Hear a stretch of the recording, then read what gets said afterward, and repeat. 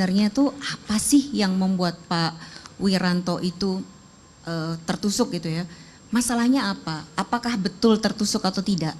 Nah, kenapa sampai terjadi dalam 3 hari kemarin itu ada lebih dari 90.000 percakapan dari 26.000 akun yang mereka mempertanyakan. Mereka mempertanyakan dan sekaligus meyakinkan bahwa apa yang terjadi pada Pak Wiranto adalah sebuah fakta. Ada juga yang meyakinkan bahwa apakah ini rekayasa. Nah, ketika kita bicara soal media sosial gitu, yang saya teliti ini adalah Twitter gitu.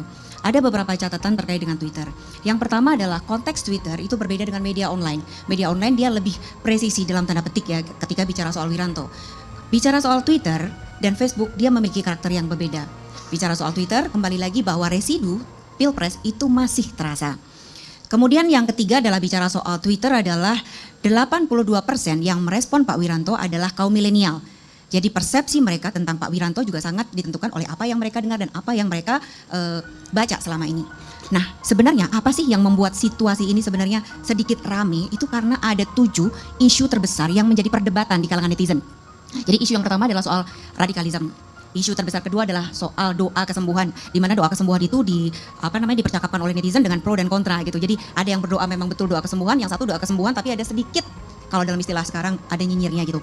Ketiga adalah soal pencopotan Dandim, keempat adalah Wiranto dikaitkan dengan politik, kemudian juga soal pisau, dan belakangan yang menjadi isu terbesar adalah soal luka dan settingan gitu. Jadi kenapa sampai terjadi perpecahan ini?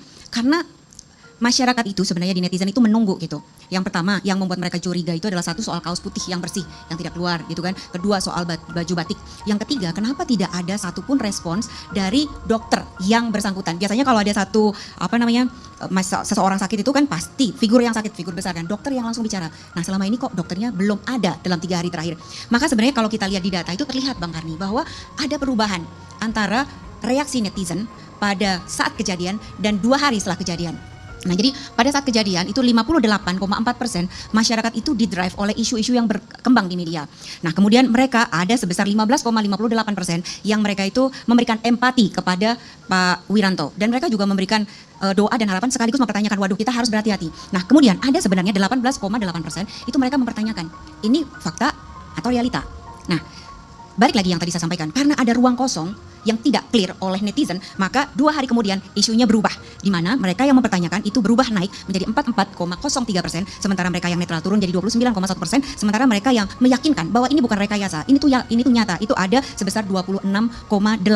Nah, itu adalah situasi yang terjadi di media sosial gitu. Jadi mereka yang kontra itu mereka masih meragukan kebenaran dari peristiwa Wiranto tersebut itu, apakah betul rekayasa atau tidak gitu. Kemudian mereka juga menganggap bahwa pemerintah peduli lebih ke Pak Wiranto gitu, tapi kurang dengan rakyat karena dikaitkan dengan isu-isu seperti korban Wamena dan aksi demo mahasiswa. Sementara kelompok yang pro pemerintah mereka mengecam terhadap orang-orang yang tidak percaya gitu. Mereka mengecam kenapa orang-orang ini tidak percaya sih terhadap kebenaran bahwa benar-benar Wiranto itu diserang dan bukan rekayasa seperti itu. Dan mereka juga menyindir terkait dulu waktu Ratna Sarumpait diserang semua orang percaya. Ketika Pak Wiranto betul-betul diserang kenapa kalian tidak percaya? Nah, itulah situasi yang terjadi di media sosial saat itu. Bukan tidak percaya saja tapi lebih banyak tidak percaya kan. Betul, daripada yang percaya. Tapi kan tidak hanya itu faktor yang menyebabkan terjadinya polarisasi tadi. Ada juga faktor dari keterangan pejabat yang berbeda-beda. Mungkin ada. Betul sekali. Jadi sebenarnya pada awalnya itu kan kita melihat bahwa mereka yang netral dan empati itu cukup besar. Tapi kenapa berubah mereka yang tidak percaya itu lebih besar? Karena salah satunya adalah, mohon maaf, beberapa informasi yang disampaikan kepada masyarakat itu kadang-kadang tidak masuk ke akal mereka. Sebagai contoh, misalnya darah yang keluar dari Pak Wiranto sebesar 3 liter gitu. Nah, 3,5 liter. Nah, itu adalah beberapa isu yang akhirnya menjadi besar gitu. Terus kedua adalah kenapa informasi yang muncul itu berasal dari tokoh politisi gitu. Kenapa bukan dari dokter? Hanya itu sih sebenarnya menjadi pertanyaan itu gitu. Dan politisi itu juga katanya ngomongnya juga setelah mereka bertemu dengan ada yang bilang Pak Wiranto aja udah sadar, betul, ada yang bilang sudah bisa bercanda, ada yang bisa masih di ruang kaca, ada yang bilang masih sudah keluar di ruang perawatan. Nah, jadi sebenarnya adalah simpang siur pemberitaan yang terjadi yang disampaikan oleh beberapa figur dan berbeda satu sama lain membuat netizen itu bertanya sebenarnya yang benar itu yang mana. Itulah situasi kenapa sampai isu terkait Pak Wiranto itu cukup besar di media sosial. Saya kira bukan hanya netizen bertanya, tapi menyebabkan masyarakat tidak percaya kepada apapun yang dikatakan karena antara pejabat yang ini dengan pejabat yang lain berbeda-beda.